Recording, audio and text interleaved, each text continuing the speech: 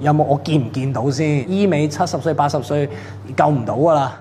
曾經揚言35歲要結婚嘅黃嘉怡 Jackson， 唔知呢個計劃進行成點呢？29到31，你冇可能已經好似後生嗰時乜嘢好玩啊嚟啊，即係唔係咁樣噶嘛？即係你會睇好多唔同因素。你會睇咩因素咧？你根本就冇同呢個人有一個，你會諗好多嘢。你會諗係咪呢一年咧，定係5年咧，定係10年咧？咁你明唔明啊？即係包括你嘅內心係咪真係我同你舒唔舒服啊？因為我成日諗而家諗嘅問題，你話35又好40又好，我想結婚嘅話，咁起碼我都要覺得我同你一世有冇我見唔見到先？咁你話我到咗60歲70歲，我哋咪又係咁樣？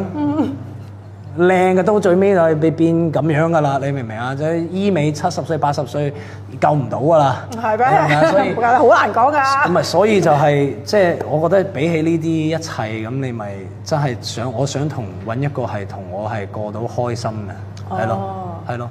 總之有 feel 就得啦，係咪咧？ feel 係最難嘅。